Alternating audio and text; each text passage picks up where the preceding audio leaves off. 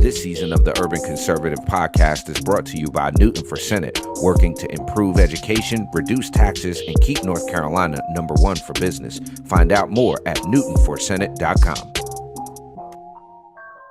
This episode of the Urban Conservative has also been sponsored by Case Technology Consulting. Help your business get value out of its data and become more efficient and streamlined. Case Technology Consulting. Check out the link in the description.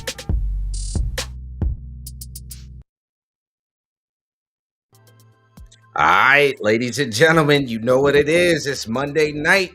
It's 8 o'clock. It's time for the Urban Conservative Podcast. I am Abdul Ali, joined with my twin brother Raheem, architect Soto. And I know y'all are like, wait a minute, what's going on? Brain fry, overload, what's happening here? Bro is down here in North Carolina. We are. Shout out to the good folks out in Rocky Mount. Interesting day in Rocky Mount. Very interesting place. A lot of potential there. But yeah, I'm here. We in the flesh. We together. I know you guys are probably not used to seeing that, me being up in New York. So shouts out to all of the New York folks. Shouts out to Heather and the whole entire EQ fire department. We had an amazing ceremony, induction ceremony. 100 and something years with your fire department? And what do you call that? Inception? Installation. Yeah, installation. So shouts out to all of the new folks that came in and all of those folks that have decades and decades in the fire services, not just in New York, but everybody that does go out there and volunteer and risk their lives for, dealing with emergency services and things of that nature. We really, really appreciate you. Ali, we got an interesting interview today, bro. We do have an interesting interview for you, ladies and gentlemen, coming up today. So before I do that, I just got to tell y'all, this brother's entire story is a testament to what this country is and what you can become if you work hard, if you stick to it, if you keep the faith, if you do all of those things. I'm not going to tell you the brother's story. We're going to let him do it for you. We are joined by today, I'm just really excited to have this brother on the show, Representative Ken Fontenot, representing Wilson and Nash County in North Carolina's 24th District. Welcome to the Urban Conservative, my brother. Thank you, Abdul. I appreciate you having me. Very exciting times. Well, I'm glad that you took the time out. We know y'all got a lot going on in Raleigh, and we're going to talk about that here in a minute. But first things first, always what we like to try to start out doing is getting folks familiar with who you are as a person. So bring us back to the beginning. Who is Ken Fontenot? Where did you come from? Background and all that stuff. Just give us the 1-2, bro. So I guess my story begins when I was 21 years old. I always tell my story that my mom worked on Bill Clinton's campaign in the 90s. My sister worked on Harold Washington's campaign, first Black mayor of Chicago. And that's what I knew. However, when I was 21, I had a conversion experience where I came to know Christ. And for whatever reason, for me, that equated to actually caring about politics, to the point where I began to study what I believed and why. And the more I researched at that time, the Democratic platform, because that's what I was, I didn't agree with any of it. I mean, it was just absurd. And then looking back, I look at Southside Chicago, and it has always been Democratic. Always. The state is Democratic. The legislature is Democratic. The governor is Democratic. And yet they have failed, utterly failed, to come up with any type of solution to make life better for the impoverished, and especially for low-income African Americans. And Therefore, I refuse to give them any type of loyalty because they have not delivered. And therefore, I started doing more research. I realized my views were very Republican. And when I did my Republican research, I'm like, holy smokes, Frederick Douglass was a Republican. The first civil rights bill under Eisenhower was a Republican bill. The anti-lynching bill in the 1940s was a Republican bill. Martin Luther King was a Republican. And you just follow that line. The first 2 Asian governors in America were Republican. Bobby Jindal, Nikki Haley, and still the only 2 Asian governors. So what I discovered launched me into politics, and that was kind of where my political awakening happened. So let me go back a little bit. Talk a little because I want folks to understand that when you talk about the struggle of low income African American folks, and we talk about all of these social issues, you kind of know firsthand what that's like. We grew up separated from each other in juvenile homes and foster homes, so we know what the system is like. But what was it like growing up in the situation in Chicago that you were in? So I grew up in Southside Chicago, an area called Pilsen Little Village. In the 1990s, when I lived there, it was the second most violent neighborhood in all of the nation. Mm, East LA at the time was number one, and we were number two. At age 6 years old, I had my sister lived in the projects, and there was a spot where I could see blood from someone who was executed. When I was 3 years old, someone had stumbled onto my porch in the middle of the night, shot by gangs, and we had to call the cops to get them help. So these things were very, very normal to me as a child, the gang violence, knowing that after dark you had to come home because you might get hurt if you weren't, and the abject struggle to be in the jungle of Chicago at the time where most of my friends now are dead or in jail. Or if you were to go back and look at the people I went to elementary school with or middle school, most of them are dead or in jail. I am the anomaly of the group, and I give my mother credit for that. And I think God had a plan for me, but it was a very hopeless situation, um, very tragic, very sad, and in one sense, I got to witness and live the cycle that mm. most young people go through, except my story diverged in middle school when my mother realized that unless she left Chicago, I would have no future or hope. Wow, bro. I wonder, and maybe this is a little off subject, but we did go out to Rocky Mount today, and there's some issues out there. Did growing up, do you notice now there was this sense of almost like a hopelessness in some of these communities when you drive through them? Um, has that changed much? Because we see a lot of the patterns being repeated. You spoke about your peer group, and that's familiar to us. A lot of our guys in our age group are serving federal prison time, and we'll never see Hmm.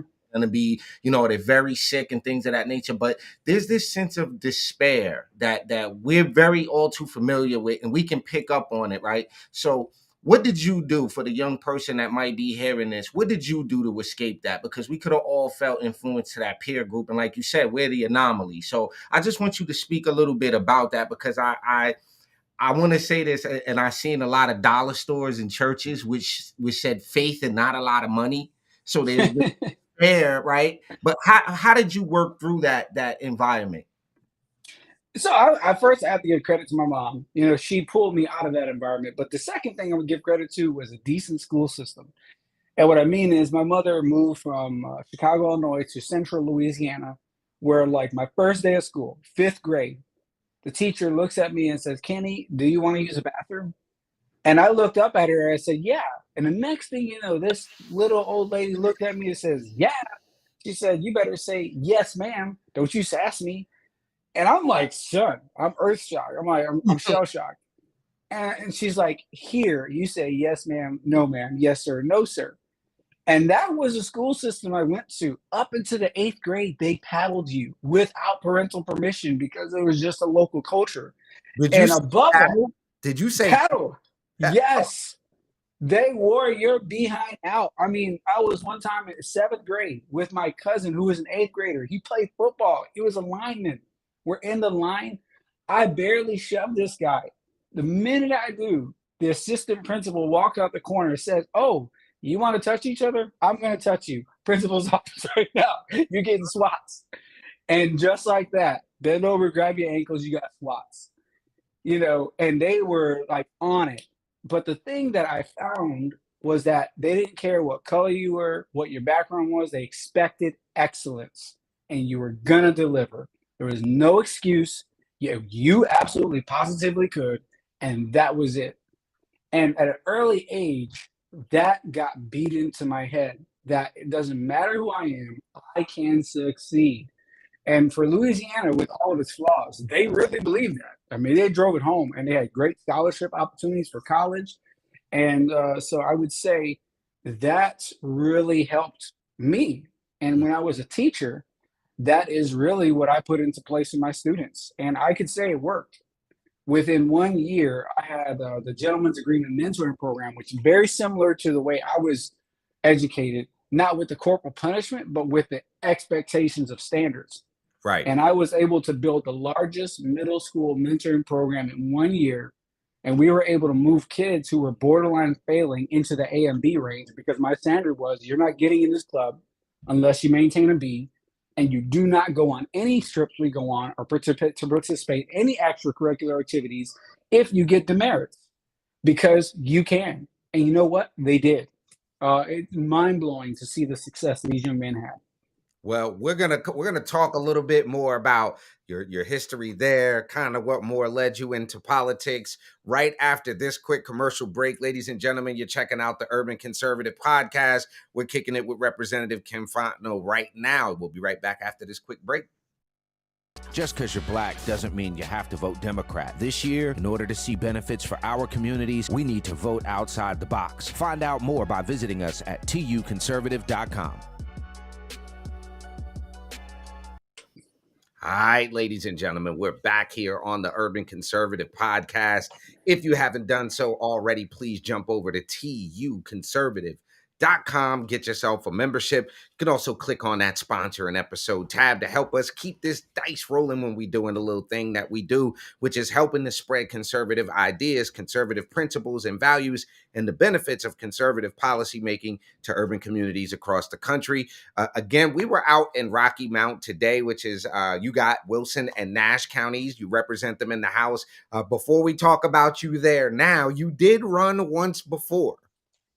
So what was it like running the first time? Walk us through first of all, the idea of running. What put the idea of running for the state house in your mind? And then I want to talk a little bit about how you decided to come on over to the Republican side. But what made you run in the first place? So I don't know. I think God gifted me with political and policy awareness. Give you an example. At age 15, Amazon is this new online bookstore. And for whatever reason, no one telling me why to do it, I bought every single one of Dr. Martin Luther King's books and read them all. And I just was interested.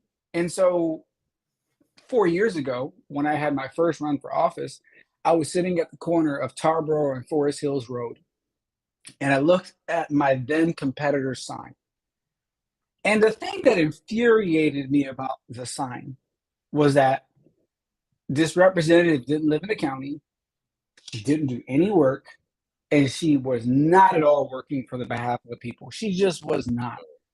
And I remember praying, God, I don't know anything about politics, and I certainly don't have the money to pursue any type of office. But if you open the door for me, I will gladly run that race. I kid you not. No one knew I prayed that prayer.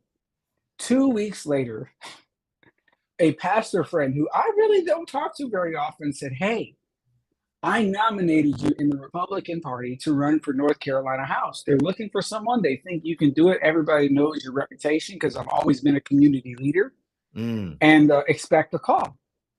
So they gave me a call. I talked to my wife. I talked to my church. I talked to my mother-in-law. Talked to my sisters. Everybody thought I should do it.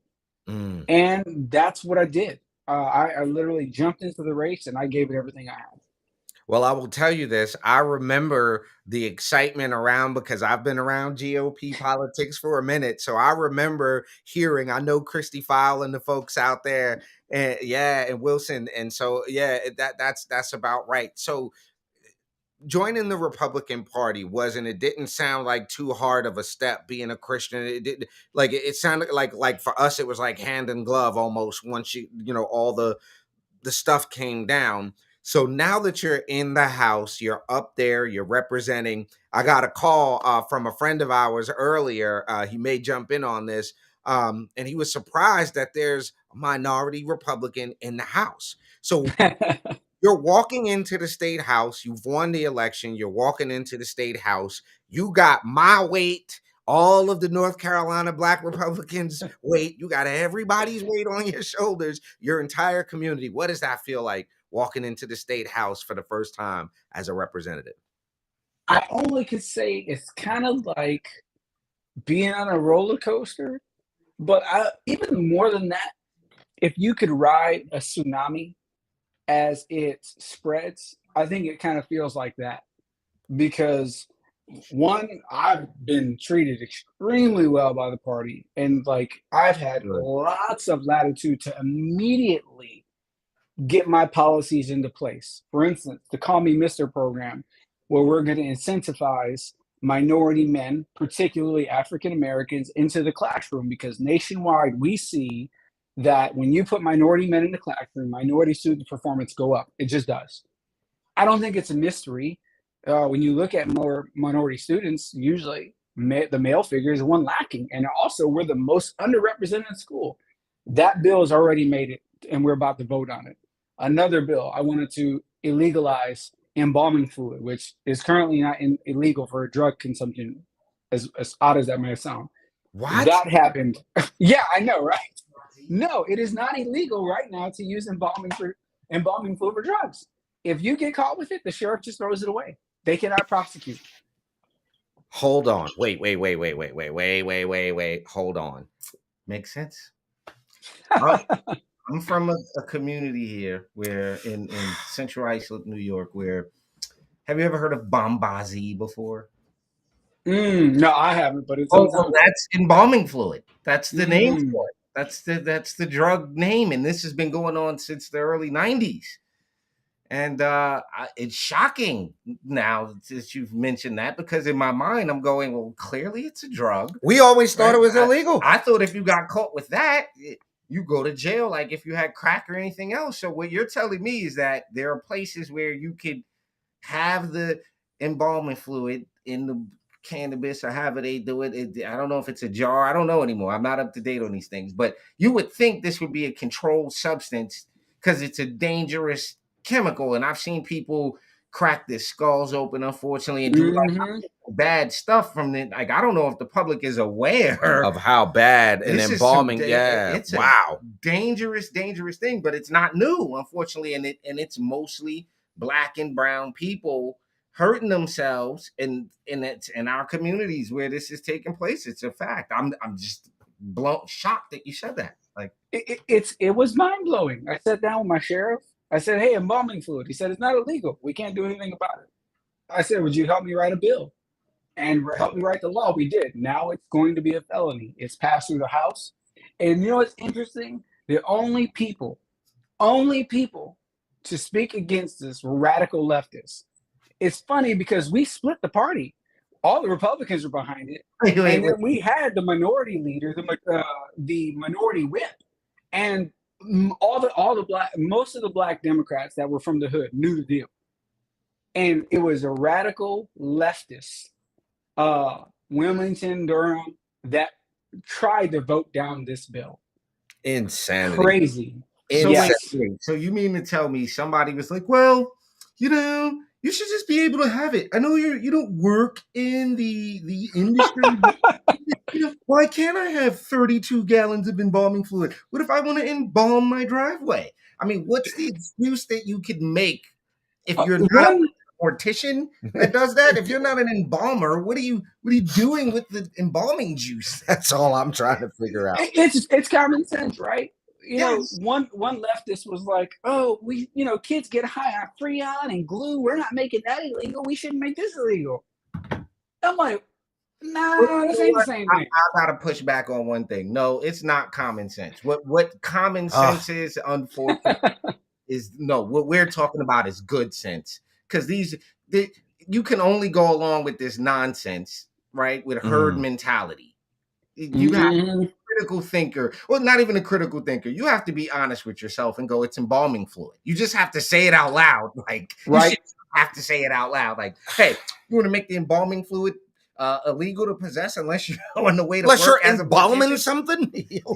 So yes. let me go back here real know. quick. And I as somebody who works with the Frederick Douglass Foundation, we appreciate you obviously being a member of the foundation, and our focus on education. What you talked about before this embalming fluid thing about putting more men in the classroom. I'll make the distinction. We need more black men in the classroom. Absolutely. But men, period, manly, masculine, everyday examples of manhood, American manhood back in the classroom is really important. And I didn't want to gloss over that. So those two things, and I know there's some other legislation we want to talk about. Those two things fit kind of a motif for me, which is, it sounds like to me you're going up there trying to fight for your community. What's it been like to deal with the flack that you get from people on the left now that you're up there and you're the guy with the pen and the vote? What's that flack been like from the left, and how weird is it seeing the leftists in action up there in Raleigh? So it's interesting because there are three categories of I would put on the left. There are some on the left who honestly have never had a conversation with a conservative. And the minute you speak the truth, they'll either condescend and be like, man, I never heard that. Thank you for sharing. And they'll vote with you. Or they'll actually go back and study it. So there are people who, for some reason, have lived in a rock. I don't know. They've never been exposed. Then there are those who know the truth, but vote against their conscience. And they will work against you because they got to hold the party line. And they may even tell you that in the private conversation. I've had people do that. And then lastly, there are what I call the Looney Tunes. They're the ones who are living in La La Land, who, if they were in charge, there would be no jail. There would be no prosecution of drugs. Crime would, be a thing of the past. And, there would be gender fluidity. It's just the absolute nuts on way out on the spectrum. And what's interesting is that they will do their best to try to paint false pictures. For instance, you'll hear this all the time, that public schools are failing because of charter schools and private schools and lack of funding.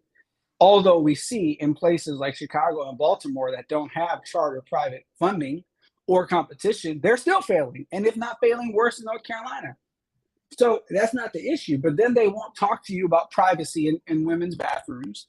They won't talk about keeping men out of female sports. They won't talk about the pronoun issues. And then they won't talk about the fact that we have teachers being assaulted on camera. What are we not seeing? And then they refuse to acknowledge that those things are influential in the breakdown of our communities and schools. So it's fascinating to deal with these folks. I always enjoy a good conversation because I believe truth stands on its own. Right. And there have been some that I've had the pleasure of leading to another way of thinking. And that's good. And then there are some where I realize, I'm like, man, you're just never going to be my friend. We're never going to work together. This is what it's going to be. Oh, well, Right. there's nothing I can do about that.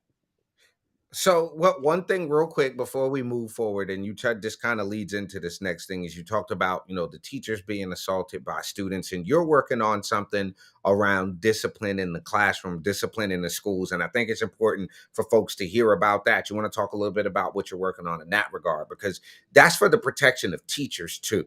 When you look at some of this stuff, it's the teachers that are bearing the brunt of, and I'm just going to say it, of poor parenting. So yes. Talk a little bit about that. I'm curious to hear what you're working on there.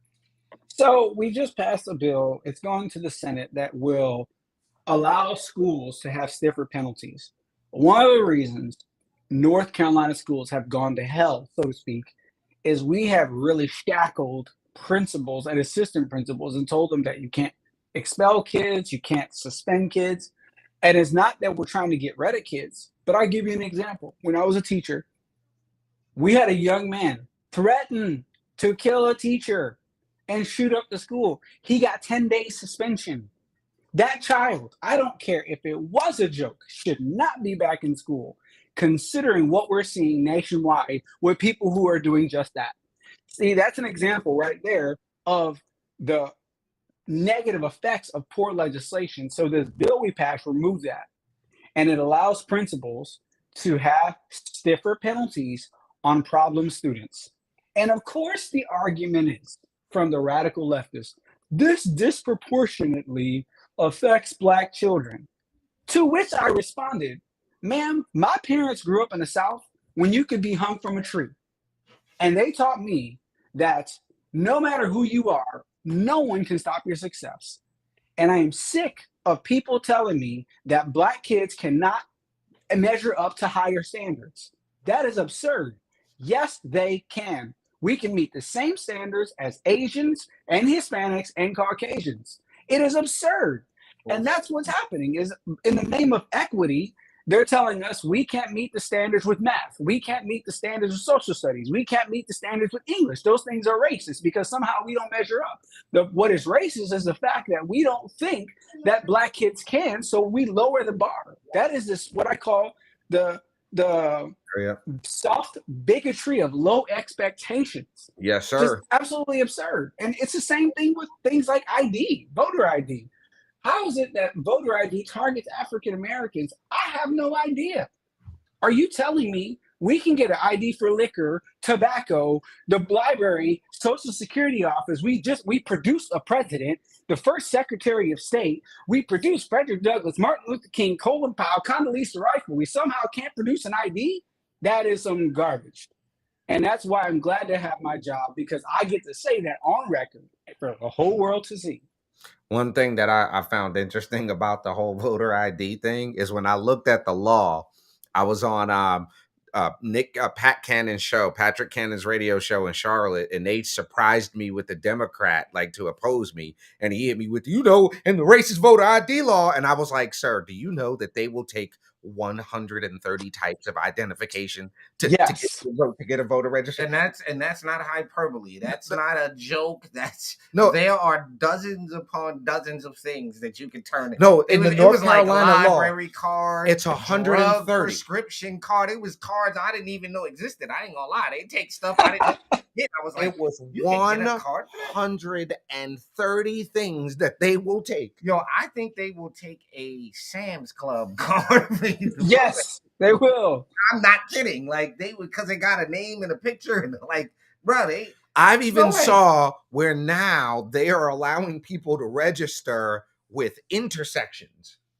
Like you don't even gotta let me ask this question, because I'm in New York, and maybe you see this, but what's your thoughts on this push to have illegal immigrants participate in our voting process? This is a push to New York. I just want to get you this. It is absolutely absurd. That's it. I mean, what it is happening is they're trying to blur the lines of citizenry. Look, you're either a citizen or you're not. I don't care if you pay taxes. Everybody pays sales taxes. That's the price of doing business here. Taxes do not equate to citizenship. Correct. That equates to doing business here. That's what taxes equate. And what kills me is Europe is militant on this. And we somehow pretend that they're not. I was going to go to college in England when I was a freshman. They made me sign a contract that I would not get a job, and that I had to have 2 years in the bank of my own personal support. That's how militant they are about their economy. And most European nations are very controlled with their economy. So this whole idea of allowing illegals to participate in the process because somehow they pay taxes, that does not mean that they're citizens. There is a process to be a citizen, and there are responsibilities that come with being a citizen, and you do not get the double dip here. That is that. So matter of fact, since you brought up that voting question, I see our good friend Kevin McCrane.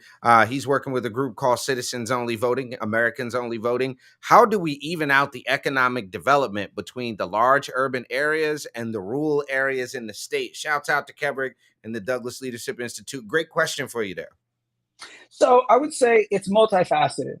When you look at what I call a reversing the tide in marginalized and depressed areas, there are 4 things that usually do it. There's policy. Good policy allows people the freedom to succeed, and it doesn't make people dependent on the government. We need good policy. The second thing is economics. We have to have jobs in place that reward the hardworking, give people a long-term outlook, and allow them to develop generational wealth. The third thing we have to have is a good education system that leans into that direction. And then lastly, I always say is we have to have spirituality that teaches people the power of redemption and personal responsibility. Now, I'm in a rural area that is also depressed. One of the things we've been working on is this problem we're talking right here is how do we compete with the large urban areas? So let's go down the line. Educationally, we have the Call Me Mr. Bill, which is putting minority men in the classroom. We're also restoring discipline. Third, we're getting rid of CRT, which is not helping anybody. And then fourth, we just launched a program in my county called the Employer Concierge.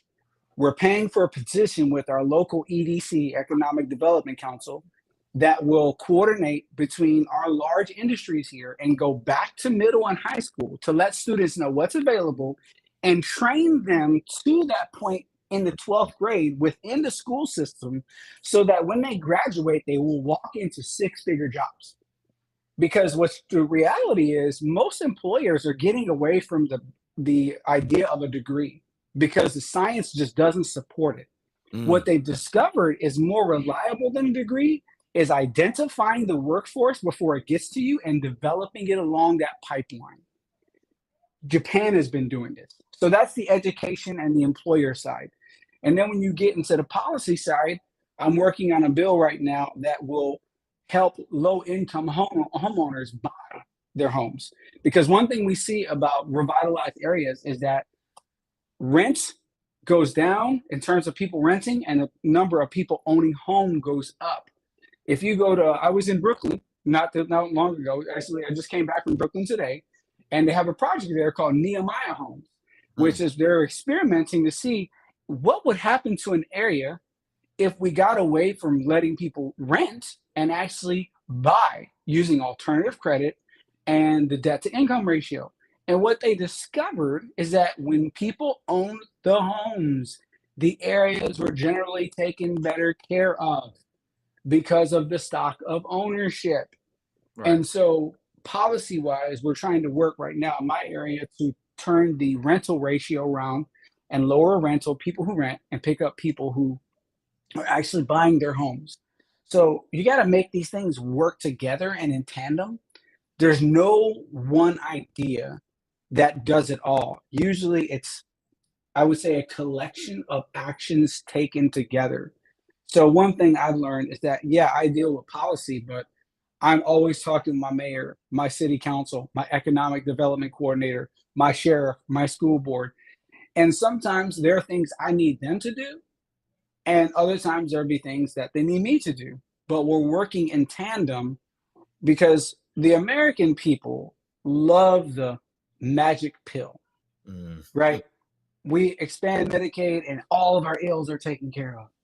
Or, we boost the school funding and now the world is going to be great and we're going to have green trees and no nuclear wars.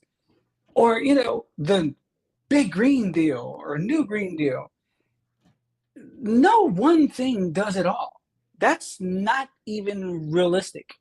Yet that's what we're being sold. The truth is, as a policymaker, my job goes far beyond what I do in office. It goes to what I do every day. Even when I'm not in office, I'm in my district, meeting with people, finding ideas, working hard to come up with good solutions. And so I say there's a lot that can be done. It's just a matter of not working in a silo and I look at everything like a war and having a central point and objective I'm trying to take and moving forces along that axis to take that central point. Excellent. One last thing I want to pop up here on the screen. Before you say that, I love what he said, right? Oh yeah, go ahead. No, I just got to get that off. Great answer on the home ownership side. Good answer. So I just wanted to let you know folks are listening and they appreciate what you had to say on that, bro. I appreciate the way you put that because one thing we learned when we looked at privately owned parks like New York Central Park, it was a beautiful place before it was taken over by the government, and then it turned into what it became in the 80s and stuff like that. So you definitely are on to something, and I don't want people, again, this is for the folks that may see this that may be on the fence, right? These are practical things that he's saying, like the pride in ownership, the pride in hard work, the pride in your community. Listen, even if you are renting it, treat it like you own it, so you can own it one day. You know what I mean? Because just because you rent it don't mean you should throw the garbage out the window. You know what I mean? It doesn't mean that. So Ali, before we get out of here, right? We got Right. one other thing you didn't tell him though. You didn't, right? No, I didn't tell him. You might want to tell him. That. Okay. So this is your first time on the Urban Conservative. And as such, in order to get your 30-second plug, you are going to have to survive the lightning round. Raheem and I are going to come up with some things. You get to either give us your one answer, one word response, or make a choice of the two. I've got a couple of things. One word response when I say this word or name. And then Raheem's got some things he's going to go through with you real quick. And if you survive, the screen is yours for 30 seconds to plug away. All right. First thing I'm going to ask you, first thing that comes to mind, you just give me the first thing that comes to mind when you hear it. Biggie. Oh, Notorious. All right. That's a good one. Good one for that. Nike or Adidas? Nike. Okay. He's a Nike guy. Okay. All right. First thing that comes to mind when I say Howard the Duck.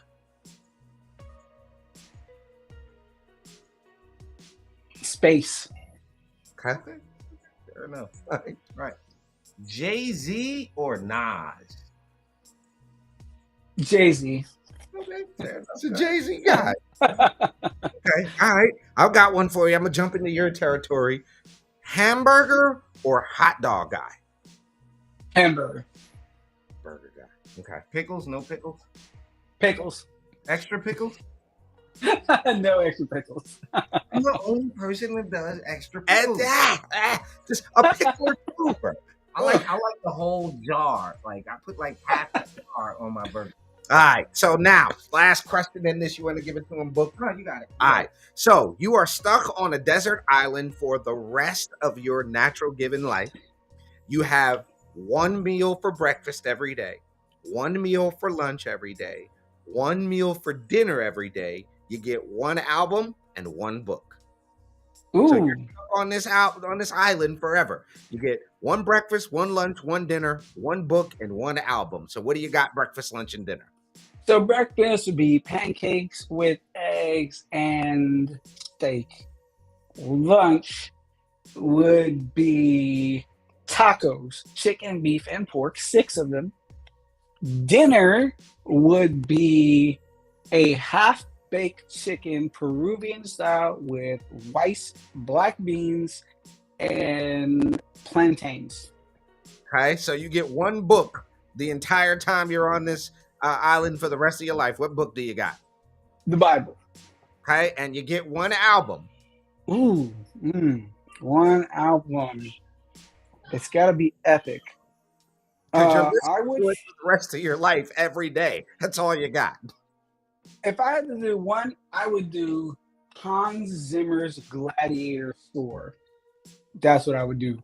Okay, well, now That's we're gonna epic. do that. Now we got to go listen to Hans Zimmer's Gladiator. Well, look, you have survived the lightning round here on the Urban Conservative. Representative Fontenot, the screen is yours. Tell the folks how they can support you, how they can get a hold of you, and the floor is yours. Go ahead, take it away. Awesome. Well, I just want to say thank you, Abdul Rahim. I had a blast in the Urban Conservative. Be glad to come back anytime. And to everybody that's watching, I say what is going to change our country is you. You will change our country. The answers to our everyday problems are in your hands by you participating in the electoral process, getting involved, and also making your voice heard for common sense ideas. You know, one thing that I will say that I don't like about my job is that the crazy people always are talking, and the people with good ideas sometimes get intimidated. So please voice your ideas and concern. Never let yourself be intimidated by what's going on in the world. Our enemy is loud, but they are not powerful, and they can be beaten. Truth stands on its own. Get involved. I'd love to hear from you. My email is ken.fontenot@ncledge.gov. And I would definitely love to hear from you and love your support as we continue to run. I'm running again in 2024 and looking forward to doing another year and making some good things happen.